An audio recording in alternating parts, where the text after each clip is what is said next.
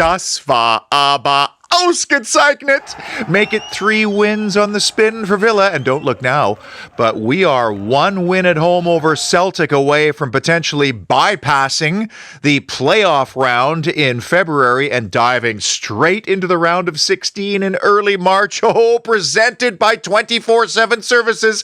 Let's review Leipzig 2, Aston Villa 3.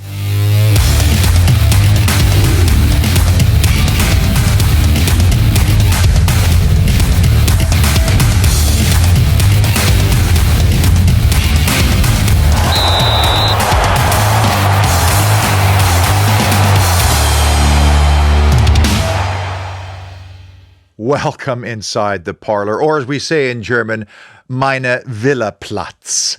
And in hindsight, I am regretting maybe not exploring trying to get on this trip. I mean, my mother was from Berlin. I've never been there or retraced some of her steps. You know, training down to some of our other family strongholds in Stuttgart or Munich is really quite easy in that country. But then you have those amazing Deutsches Weihnachtsmarkets with the gluhwien and the pretzels and the sausages and the twinkling lights. And what can you say about Leipzig? It is a simply breathtaking and historically significant city as well. But to be able to witness that live and actually feel like you've contributed to it somehow, because there was a lot of noise coming from the away support. It was really obvious on my television. And to see a complete and comprehensive and at times dominating performance. Yes, we squandered a lot of great situations again. But I have a funny feeling we may be looking back on that game somewhere down the road, because we beat a team that absolutely had to win, and they were at home. And by the way, a lot of our players starting to look more and more comfortable again. I'm looking at you, Boubacar Kamara.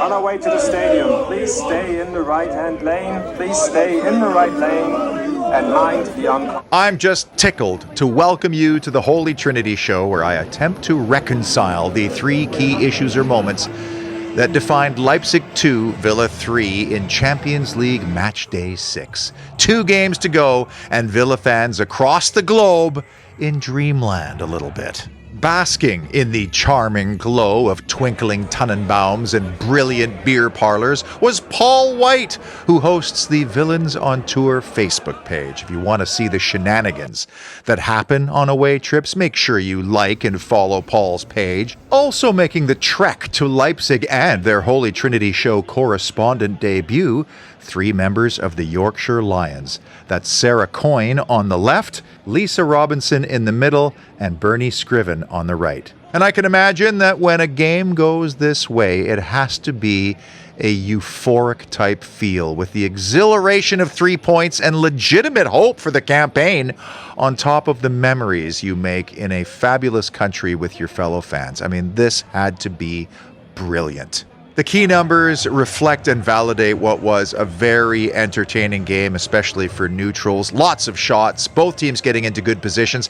19 shots from Villa in total. 8 of those crucially came from outside the box, with 2, of course, finding twine. One area where Villa absolutely dominated in this one was aerial duels 1. 16-2 in our favor, which helped lead us in duels 1 overall, 49-38 or 56%. Away from home, you know what? That's impressive. And that's why it's nice having a few tall trees in our side. And that didn't include Mings or Onana either. Way back in July, when we were comprehensively defeated by this very same Leipzig team, I did comment that it felt like in preparation for Champions League, we were curating difficult opponents like fellow Champions League competitors Leipzig. Of course, we didn't know we were going to get drawn against them at the time. Dortmund, of course. And then we played 2 teams that were in their mid-season in Columbus and America. It really challenged us. Ironically, in that game in New Jersey, Diego Carlos was sent off because he let Openda get under his skin, and then the two were reacquainted in this game, although not closely enough for Unai Emery's liking, and in the end, Diego Carlos would take a yellow card, which rules him out. After the game, Openda and Carlos were all smiles and hugs, no hard feelings, I guess.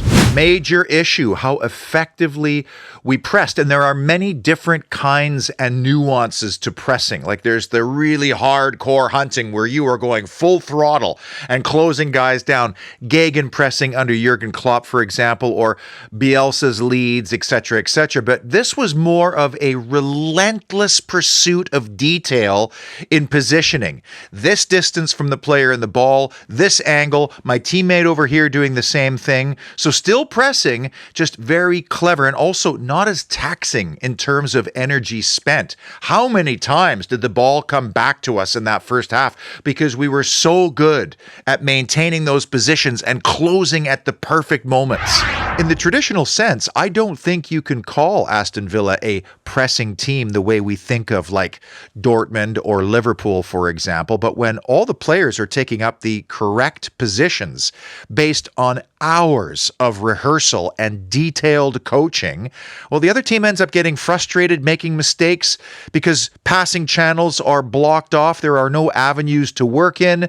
And so they end up sometimes going long. Now, that is also one of the risks of playing in this system. Forward pressing strategically, let's call it, as you do potentially get done by a long ball or two over the top at the other end, which I'll talk about later. Huge moments in this game. Two extremely tight decisions within minutes of each other that totally turned the game on its head. I mean, you had Villa being this close to taking a 3-1 lead, and what a shame because it was such a good move, and John Duran would have had his second consecutive goal in the game, and we would have dusted it at that point, to then minutes later going from almost remaining at 2-1 to instead being 2-2. And if I understand the IFAB law adjustments for next year correctly, both of those goals will be onside next year, and there will be far less time spent checking it. But what a shame that Matt Cash went just a split second early. Huge issue, our inability to deal with the long ball over the top in this game. I said recently, when you consider how we've managed to limit chances and goals against Juventus, Brentford, and Southampton, and if we just tidied up the back door, well, then it doesn't matter so much if we couldn't hit the barn door at the other end. And what happens? We end up getting done for 2 goals over the top, but then we also score 3 goals, including 2 that you'd have to put into the audacious category. I'm still not entirely sure who I should be most annoyed with on the 1-1 goal because there's plenty of blame to be shared. I mean, starting with the fact that this was the one time we didn't really press effectively up front as John McGinn kind of backed off, so the defender was allowed to play a 60-yard bomb straight down Main Street. But I think Emi Martinez coming outside the box confused Diego Carlos into thinking it's being dealt with. And then Ezri Konsa kind of lets Lopenda go, doesn't he? It was as if the shout was something like, "You take it, I got it!" And on the second tying goal, again, a long ball over the top with some avoidable elements like John Duran giving the ball away in the first place. When that was cut out, that was the start of it at one end. But after that, we were just caught woefully short at the other. I mean, I couldn't believe what I was watching. Both of their goals would fall in the outrageous category. I mean, well taken, but out of nothing and completely against the run of play. They couldn't generate anything after their limited spells of possession because we had most of the football, and the possession stats only evened out, I think, because of the last 15 minutes when Leipzig was really pushing to either go on and win it or, in the end, equalize it. Do you know Handsaker is a German name like Shad? So Paul's grandmother, German. I'm sure the feels were very high after the win on Tuesday. I'm not sure if she was an Omi or an Oma. But aside from managing 24/7 services, Paul Handsaker also has some time for some side hustles, including Alex's barbershop in the royal town of Sutton Coldfield. And they completely renovated this shop in the summer. It took only 2 weeks to turn the whole thing around. Alex was still cutting hair in the meantime, by the way, so he wasn't losing business. So if you want to get your ears lowered before the holidays, may I suggest Alex's? And then you could see for yourself the firsthand, incredible and dramatic transformation. Maybe your business needs a little bit of the 24/7 rejuvenation treatment. And if you need to take a little off the top of your roof, I'm proud of that one. 24/7 services can handle that as well, like this moss, which was starting to collect on the Central Co-op roof in Castleton. A little maintenance and repair now can save you a lot in damages down the line. So that roof is now clean shaven. And you can get clean shaven at Alex's. Not by the 24/7 services crew, of course, the barbers who will properly man pamper you with the straight razor and all that. Get in touch with 24/7 services via their website or by using the numbers in the description of this video. Big issue, Unai Emery's in-game management, and the boss had to navigate some choppy waters. It's a demanding schedule. So 3 changes from the win over Southampton. Matt Cash coming in for Leon Bailey. Not shocking for me, especially when you think back to Burnley away last year and how well that worked. And then Watkins and Dean back in to round out the 11. But another 90-minute plus game for Morgan Rogers. This time, though, John McGinn and Yuri Tielemans did finally come off early and get a little bit of rest. This time, it was Boubacar Kamara who went the distance, and man, did he deliver. 88% pass completion percentage, 6 recoveries, 2 interceptions, 6 for 10 on ground duels, and he won both of his tackles, as they say.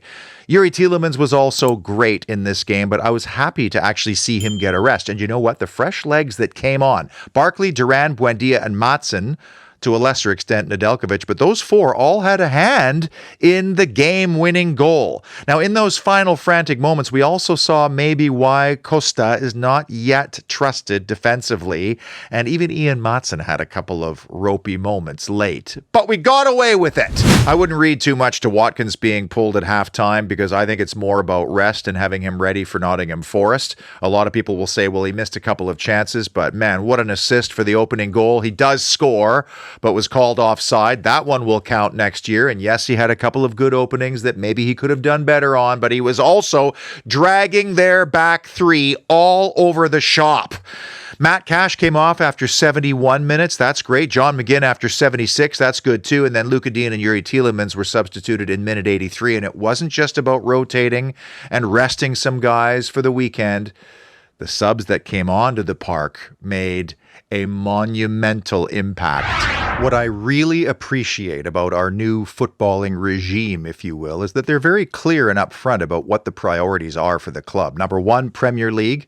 Number 2, Champions League. And within the Champions League, the goal initially was to reach the knockout phase.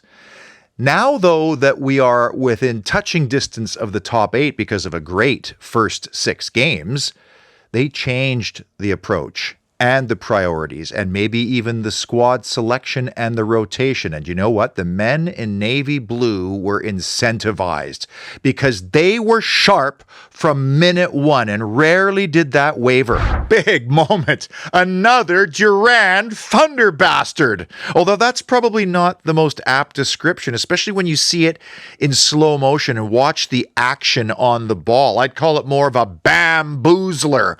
And this is, again, where we see all these unteachable talents convalesce into yet another incredible moment for the chaotic Colombian.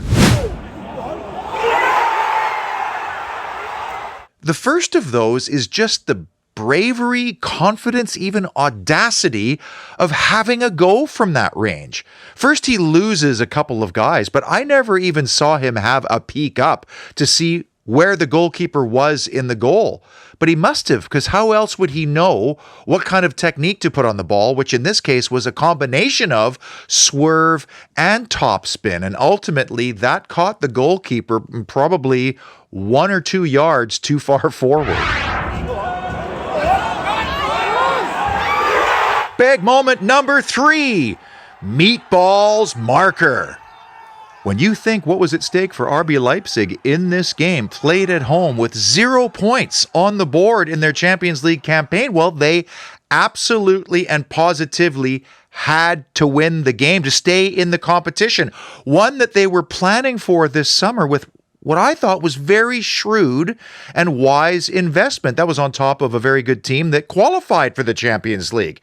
And yeah, they're top 5 in the Bundesliga right now. I thought they'd be pushing some of the Bundesliga heavyweights a little bit more, but nobody in football could have foreseen that this particular team would be heading into round 6 with Bupkis on the board. And by the way, they look pretty good against us in preseason. Villa have had quite a few wobbles over the last month, and Champions League form is not really a thing to me because you're not playing games in succession in Champions League. They're interrupted, so it's hard to develop that kind of rhythm. So to go away and on a chilly night score a fantastic team goal just 2 minutes and 33 seconds into it, maybe the best team goal we've scored yet this season, well, it was the proverbial uppercut to the chin of the hosts.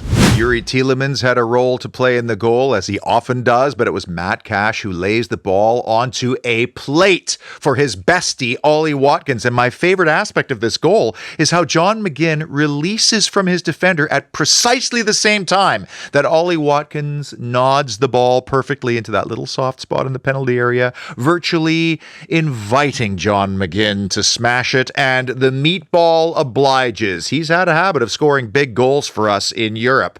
And for the away support, it was like a turbo boost button, an early goal. For the home support, it was like hitting the mute button. It's one of my favorite goals of the season. Big issue number 2, mentality monsters. I've already outlined a couple of moments in this game where players could be forgiven for allowing the little voices inside their heads to get louder and louder. Voices that say things like, we had this game in hand. We've created the way better opportunities.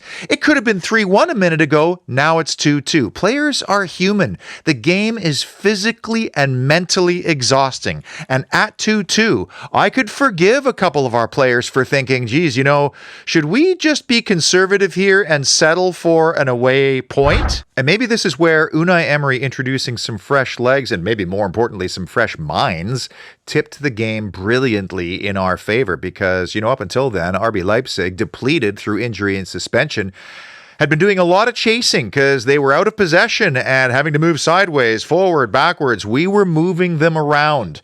And of all the things that we as fans of Aston Villa Football Club should be excited about, this one might be the most important.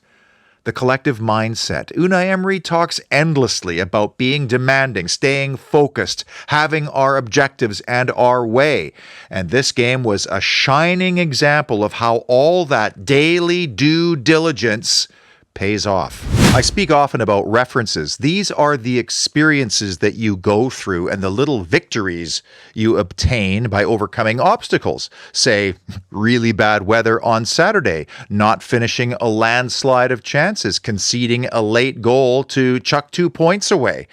And so we store all that information in this giant hard drive that we walk around with so that when some of those situations reoccur, we're more prepared for them or we can avoid them in the first place. And say what you want about the prestige of the Conference League, that competition last year 100% mentally prepared us for this year's campaign.